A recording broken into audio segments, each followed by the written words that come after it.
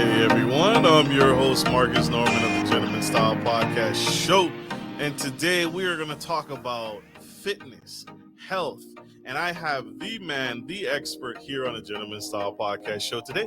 He's going to spill some of the tea, all the tea, not all the tea, can't do all of that, but he's going to share and give some insight into weight loss, nutrition, health, and so we can all do better and live better lives. And you may recognize who this superstar, who I'm about to bring to the stage. In current Iron Man looks like the Incredible Hulk, for those of you who are familiar. But stay tuned, stay with us. We'll be right back. Here we go.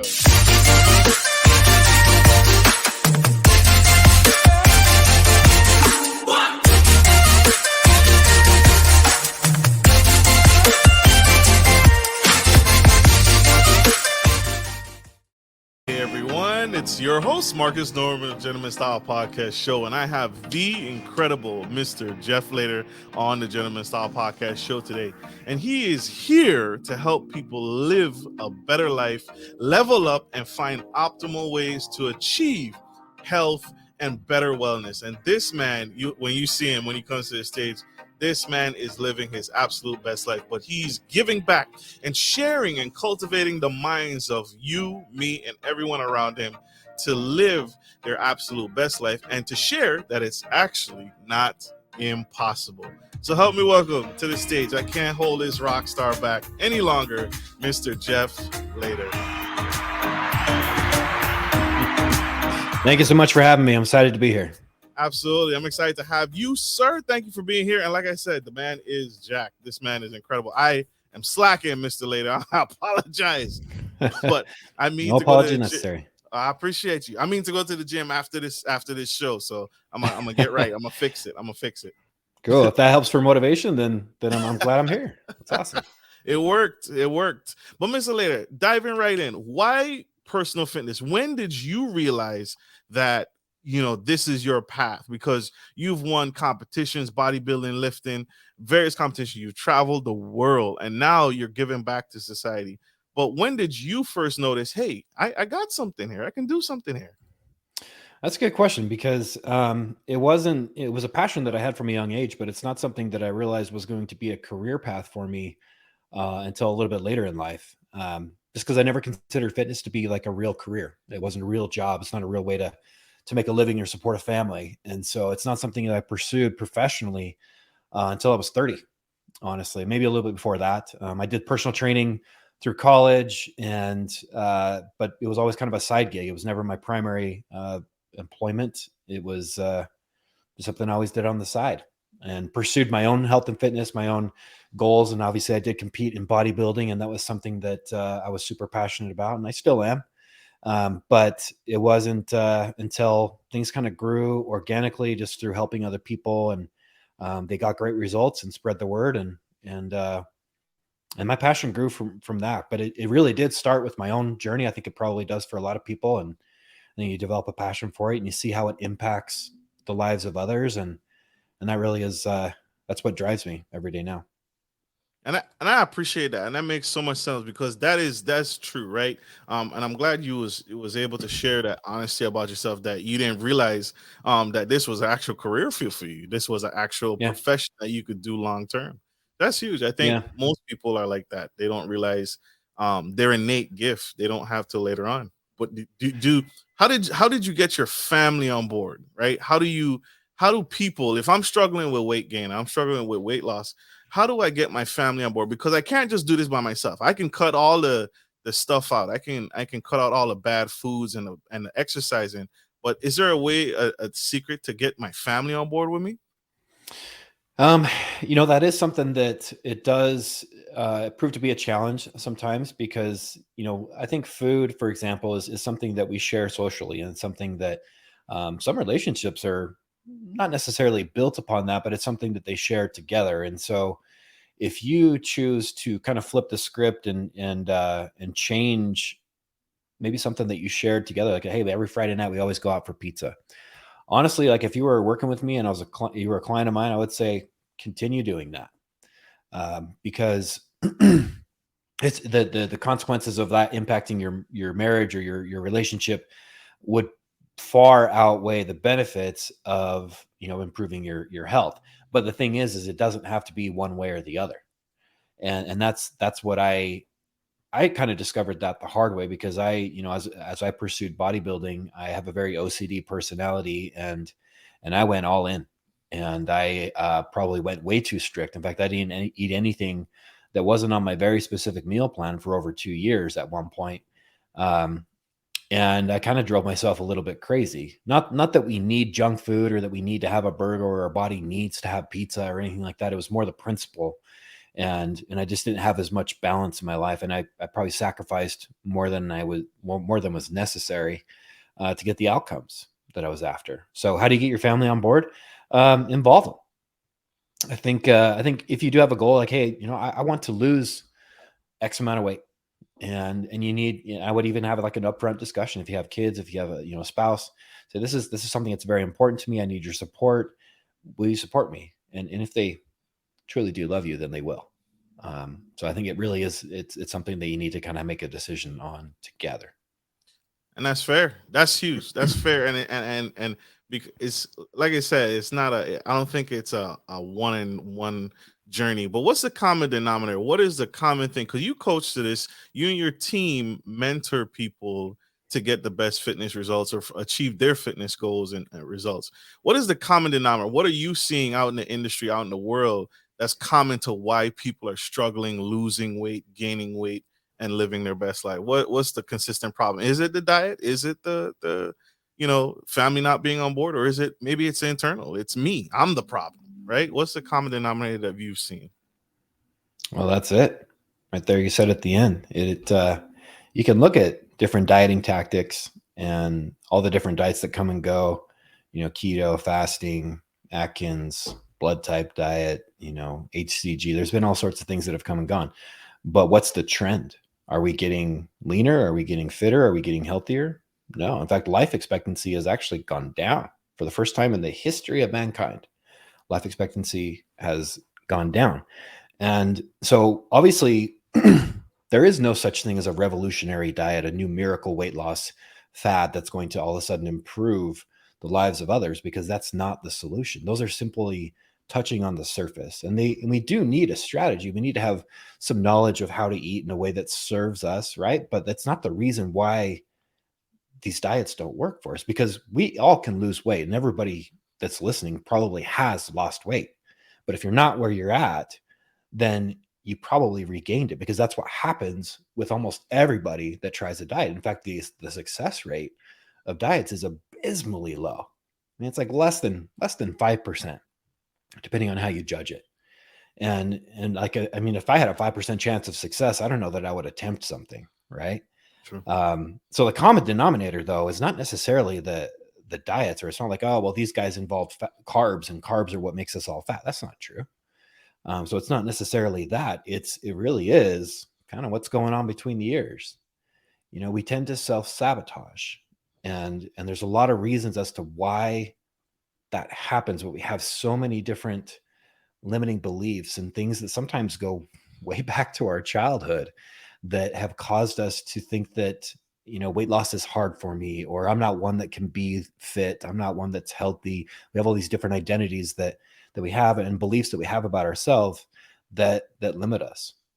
I think sometimes people think it's willpower. It's not necessarily willpower. Willpower I think, is part of it, but you can't rely upon that. But really it goes back to what's going on inside. That's so true. I love that. I love that. I love that. And I think because you said it, it needed to be said. So thank you for saying that. Round of applause for Mr. Jeff Later, y'all. Powerful. Mr. Later, how did you come up with the name Later Lifestyle? Is it simply your name, or is there a meaning behind it? Is there a mantra behind this? No, with the later part, that is just an acronym for my name, or not really an acronym. It's just a shortened version for my name. But the lifestyle part was important for us, that we incorporated that, because it really does need to be, like, as we're helping people make these transformations, making these shifts, it does need to become sustainable. And if it's sustainable, it has to be something we can live with, which means it needs to be a lifestyle. And that's why I said, like, with the first question going back to, if you, how to get your family on board, and if you have like a pizza tradition to eat that every Friday night, which I say that because that was kind of a tradition that I grew up with, is eating pizza every Friday night, usually very cheap delivery, $5 pizza. But it was something we look forward to as kids, and I kind of carried on. I have my kids eat pizza every Friday night. I get my kids donuts on the weekends. And it's something that I believe that if we start to demonize certain foods and we're like, oh, that's bad, this is good, this is approved, that's not approved, it can start to create a bad relationship with food, especially with at a young age with kids. So wait a minute. I'm sorry. So your kids can eat pizza? Because that's what I think a lot of us think, that there are foods I cannot eat, or else I'm gonna gain weight. I'm gonna, whatever. I'm gonna be unhealthy. You're saying you can eat pizza and still be healthy? Absolutely. Yeah. What? Yeah. I mean, the term, and you don't hear this as much anymore, but you're like, people used to say, oh, this food is fattening. Pizza is fattening. Really? Explain that to me. How is it fattening? It's the oil, it's the sauce, it's the cheese, the cow, the beef, the pepperonis, right? No, the Yeah. dough. Okay. So that's carbs, fats, and proteins, Okay, right? So, I mean, they may not be from the best sources, granted. Yeah. right. Is it the best choice for you? No, it's probably, you're probably getting a lot of calories in a small package, and that's something to be aware of. But is it inherently bad? No, not really. It's just that it is, we can overeat with that type of food because it is so calorically dense, right? So if we eat a lot of calorie, or eat, it could be not very filling, and so we could eat a whole pizza and we're like, okay, now I'm full, but at that point you've blown your calories out the window, right? Well, me too, yeah, dozen donuts, you got it. I've taken that down. um, but it is just food, and it's calories in the end. In order for someone to actually gain fat, they have to be in a caloric surplus, which means they're consuming more calories than they're burning. So yeah, if that's true, then it may not even be the pizza that did it. I mean, that may have contributed to your caloric intake for the day, but maybe you ate an apple earlier in the day and you had a protein shake and you ate, chicken breast and stuff like that, and all these like good healthy foods. You can still gain fat eating healthy foods too. It's no different. It's just that it'll take more volume because they're not as calorically dense. Gotcha. Love it, love it, love it, sir. Sir, we gotta talk about the website. This website is fantastic, and so I Oh, wanna, I thank you. wanna, if I could go through a quick tour with you. What can someone expect when signing up for the later lifestyle? And I'm gonna bring this on the screen here, but this is the website. It looks absolutely fantastic. Him and his team. I mean, there's a consultation piece. Look at that, 6,329 plus clients satisfied to date. Sir, what can someone expect when they walk through the door and sign up? What should they expect? Very professional experience. I mean, we've been doing this for a long time, and we started from humble beginnings. I mean, we literally, it was my wife and I, we founded this together, and we used to meet with people in person because an online coach was not a thing when I started. And we met with people at our kitchen table because we didn't have an office. I didn't even have an office set up at my house. We had no space. We sat around the kitchen table and talked about nutrition and fitness.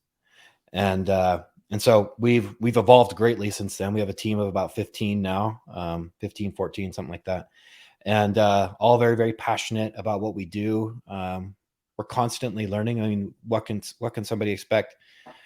Results, but practical results. And what I mean by that is that they're going to be able to live life and still get fit, because that's important. I think one thing that happens when people go down the dieting rabbit hole is uh, they commit to things that they can't stick to, Mm. and so the saying, if you can't do it for a decade, then don't do it for a day, needs to be considered. And so if you choose to go on the ketogenic diet, you need to ask yourself, can you go your whole life without carbs? And I think the answer to that for most people is like, no, I'm just going to do that to lose the weight. You Right. know what the success rate for keto is? It's like 2 or 3%. It's lower than the average. And historically, and among all of the diets, it is one of the most strict diets out there. It's one of the strictest. It's crazy that it's as popular as it is, but it's because, and I mean, it's completely understandable as to why it is, because when you remove carbs from your diet, you're going to lose water. But why do you lose water? Well, what's the last half of the word of carbs? Carbohydrates. Because when you consume carbs, it actually helps, your body will store about 2 to 3 grams of water for every gram of carbs that you consume. Most people don't know that. Now, it's not water retention in a negative sense. It's just water retention as in normal body water levels. We all have body water. We're mostly made up of water. So when that goes down, you're going to lose weight, and that happens when you remove carbs. So that's the enticement. That's the carrot that's dangled in front of us with keto. But what happens when we stop the ketogenic diet? Well, we reintroduce carbs, typically at a rate that's much more than we can tolerate. Our sensitivity to carbs is extremely enhanced. And we usually don't process them and digest them as well because we've gone too long without them. And usually we've lost muscle in the process too. And that's kind of an internal thing that most people would never be aware of unless they were getting a very in-depth body composition test like a DEXA scan. So to put that in perspective, let's say you lose 30 pounds in 30 days. Okay. Let's say 10 of those pounds are water. It's pretty easy to assume. And let's say 10 of those pounds are body fat. Cool. We lost 10 pounds of fat, 10 pounds of water. We're down 20 pounds, but then there's an extra 10 pounds that came from somewhere. Where did that come from? Muscle. Why would that come from muscle? Because in order to be in ketosis, you can't consume a lot of protein, because protein in and of itself is insulinogenic, which means when you consume protein, insulin spikes. So people think that, I think people have this impression of the ketogenic diet. It's like a lot of meat and a lot of fat. It's very little meat. In fact, it's low to moderate amounts of protein, high fat, and 0 carbs. And since typically you're eating such a low amount of protein that you're not able to support the muscle mass that you have. And that may not sound like a big deal, right? Because it's like, well, I don't want to be a bodybuilder like you, Jeff. I'm just an average guy. I just want to look hot in my jeans, whatever, All the wrong reasons, right? Yeah, well, everyone has whatever floats your boat, right? But you should never want to lose muscle mass, because muscle is very highly, it's very highly calorically active. It's costly. And so the more muscle we have, the more calories we burn. So it's metabolically active tissue that if we lose it, our metabolic rate decreases. And so when you gain those 30 pounds back, again, you lost 10 pounds of fat, 10 pounds of water, 10 pounds of muscle.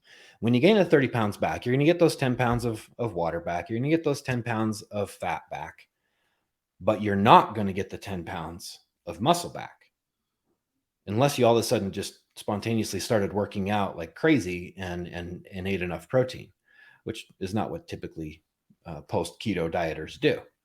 And so that extra 10 pounds, even if you just end up, I'm back to square one. No, you're not.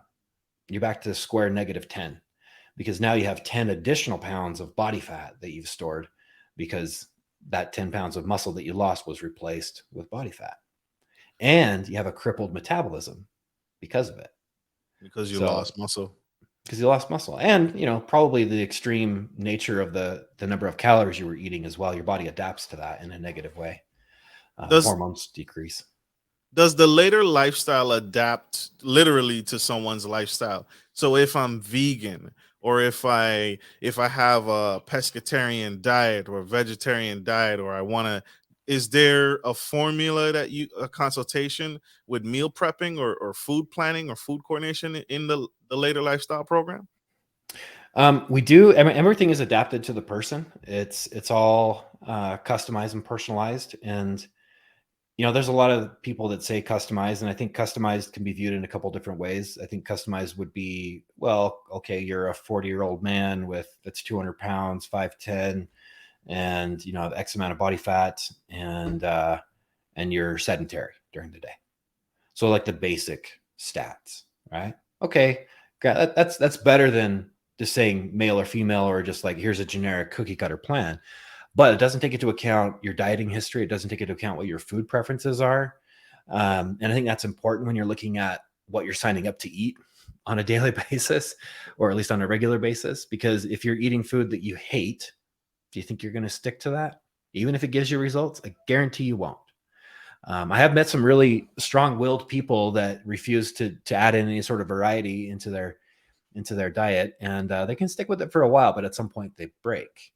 But most people break well before that. So you have to have something that is suited for you, but also designed to help you get results.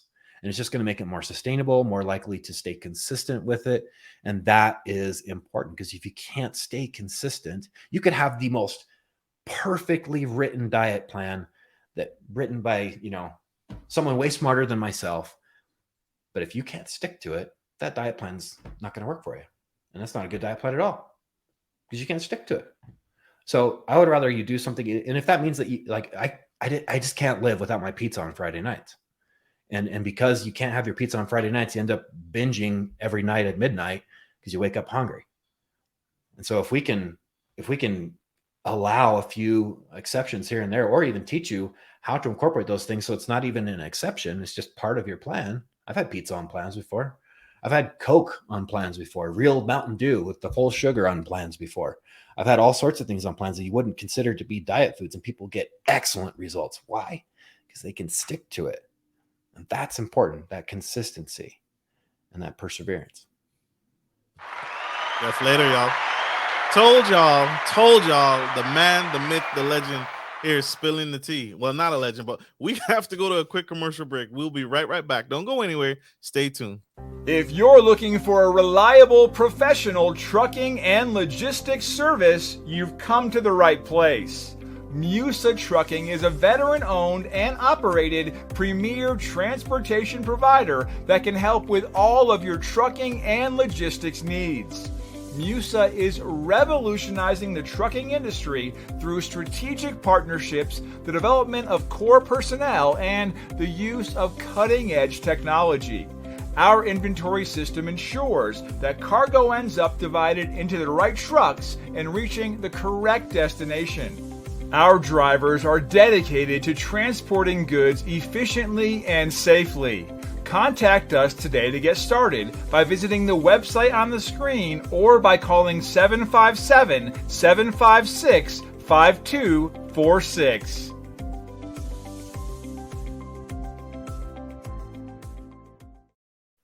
We are back, ladies and gentlemen, with the incredible Jeff Later. And he just broke down the Later lifestyle and how this sounds to me like a A to Z. It's not just a one and done. We meet up, I kill you to half to death, and then I send you on your way home. This sounds like the real deal Holyfield, that it's a lifestyle, and they're with you, Mr. Jeff and his team, Mr. Later and his team, they're with you every step of the way. And if you missed that, go back, scroll back, and check him out in the beginning. We are on all social media platforms, Facebook, YouTube, Instagram, and wherever, Audible, Spotify, wherever you get your audio media today. So, Mr. Later, you spilled the tea that I can actually eat the things that I want. I don't actually have to get rid of these incredible diets. And your company, your team tailors the actual the diet plans to, I could be vegan, I could be pescatarian. I think that's huge. What's the missing enigma when it comes to weight loss or weight gain? Because everybody's different. You said that earlier. What do I need to do? What improvements can I make today on my own to either gain weight or lose weight? If you could share those. Well, I think we have to kind of look at like many of the reasons as to why we fail. And I talked about initially, there's a lot of mindset involved, but there's a lot of other things too that cause us that have an impact on our mindset. So sometimes I would say this is very, very common. For one, we get caught up in the comparison syndrome, where we're starting to compare our journey to somebody else's, which is very dangerous because it's usually apples to oranges, and you don't know what's going on behind the scenes. We're exposed to so many people's highlight reels on social media, and we might see their process or their progress and compare it to ours. And that can be discouraging or encouraging. Most of the time it's discouraging. And then sometimes too, we get caught up in the outcome. And this applies to all things, not just fitness, but we worry so much about what it is that we are aiming for. So if I have the goal to lose 100 pounds and I'm putting in the work, I'm 2 weeks in and I've lost 2 pounds. I'm like, oh my gosh, only lost 2 pounds in 2 weeks and I have 98 more pounds to go. Are you saying that I have to go 98 more weeks of this? Yeah, no, I'm just going to stop. And so many people have that mentality, right? Because they're starting to project that out and extrapolate that out in time. They're like, oh my gosh, this is going to take, whoa, that's more time than I'm willing to put into this. And the thing is that, that rate could improve. It could pick up. It could slow down. There's a lot of things that impact that. But really, the biggest thing to focus on is just what you need to do today. Just take it one day at a time. And start incorporate small things into your life rather than jumping into the deep end with waders on your feet, which is what most people do. And they drown and they don't make it. They give up. Whereas you just need to take little steps, incorporate new things, new habits into your life and make it a progression. So like that, I mean, that's what we do. I mean, it depends on where somebody's at. If somebody's already deep into their journey, then we'll meet them where they're at and we go from there. But it needs constant modification because as our bodies adapt, we need to change and we need to do things to prevent any sort of adverse metabolic effects that can come from dieting that are normal and natural, but they can be very detrimental to our overall health and the overall outcome if we don't mitigate them at all, which honestly, no plans out there do. It's a big problem. It's why we gain it back. It's one of the reasons why we gain it back. So, it's kind of a psychological thing, but, I have a story about this actually, where I had 2 guys join right around the same time, and they were both about 280 pounds. One was in his 30s, one was in his 20s. Now, after the first week, the guy in his 20s, he lost 14 pounds. The guy in his 30s, he lost 2 pounds. And this was obviously very, very encouraging for the younger guy because 14 pounds in 1 week, holy crap, this isn't going to take me very long at all. The other guy, he was happy with 2 pounds. He wasn't really discouraged. He had no idea about the other guy. And the next week, younger guy loses 1 pound. So he lost 14 pounds the first week, 1 pound the second week. The second guy, the guy in his 30s, lost another 2 pounds. Still way far behind the other guy. And I think, the first guy that lost all that weight the first week, he did it pretty easily. He had some pretty bad habits and stopped some of those. And I think he picked some of them back up. Because he thought it was so easy. Flash forward 6 months. Younger guy in his 20s, down overall 17 pounds. Second guy, down 60 pounds. Took it one day at a time and stayed consistent. And look how far he got.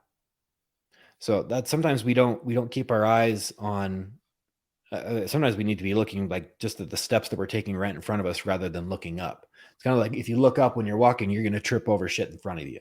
And that's kind of what happens with our goals oftentimes. And it's not just fitness, it's other things. I mean, if you're starting a business and you're worried about like, oh my gosh, all these other people are doing so amazing. I'm doing terrible. So like we start to compare or we start to think like, oh, like I only made $100 this week and I have this goal of being $1 million company and I'm never going to get there. And all of a sudden we don't incorporate the small things that we need to do that are going to lead to those outcomes. We're just focused on the outcome, which is the wrong thing to focus on. We need to focus on the processes that we need to incorporate, the habits that we need to incorporate. If you do that, the results will take care of themselves. That's a given, but we don't see that most of the time. Makes sense. Mr. Lader, what should someone have when they come to your website and they find you and your team? What should they have ready prepared to go into a session? Because these are all online. There's no in-person coaching, correct? Correct. Yeah. Okay. An open mind. I think if they're willing to accept guidance from somebody else and they're coachable, then and they're willing to persevere, they'll have results. It's guaranteed. That's huge. What advice would you say to that young person, that young girl, that young boy, or that older gentleman or that older lady whose back is against the wall and they're scared and they don't know if later lifestyle can fit their lifestyle but they know they need to lose weight or they need to gain weight? What would you say to that young boy or young girl? You've dropped so many nuggets today. What would you say to them?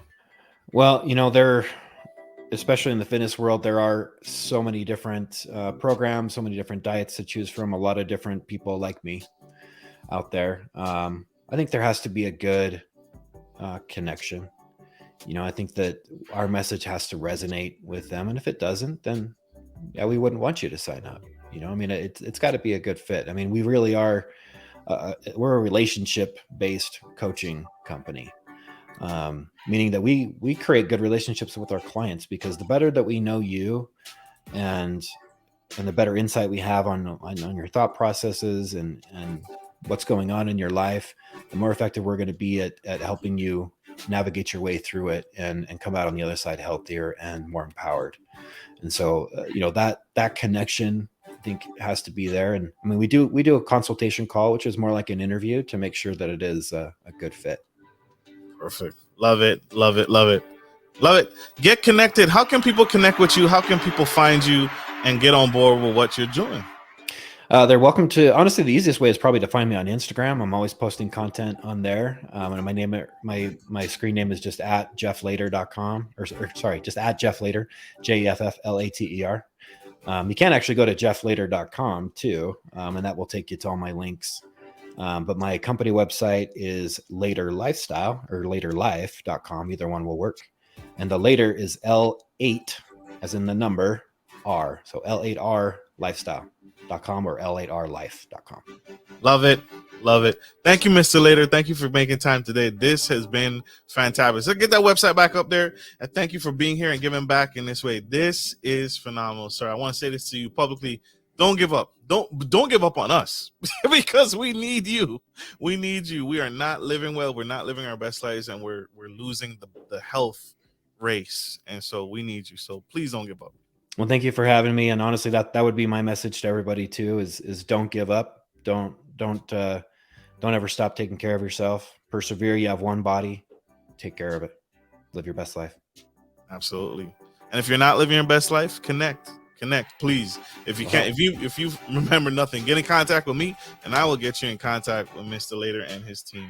Thank you again. Thank you all, my audience, for tuning in to the Gentleman Style Podcast Show. I hope this message was helpful. I hope this was informational. And I hope this helps you level up and realize that you are the most important thing. So you need to do this. You need to take the action, the steps, so you can live a much better life and live a longer life by taking care of your health. So get with Mr. Later and his team. They're changing lives, literally. You saw the numbers on the website. Lives, thousands and thousands of lives every single day. So get on board. Like I end every show, because we got to let Mr. Later go. He has a company to run, and I got a marathon to run myself after this. That's why I got my sweats on. I'm going to the gym, y'all. I'm committed. See that? Love it. But like I said, take care of your friends, take care of your family, and always, always take care of business. This is Marcus Norman of Gentleman Style Podcast Show, your favorite host, and Mr. Jeff Later signing off. Thank you. Appreciate it. That's it. Bye.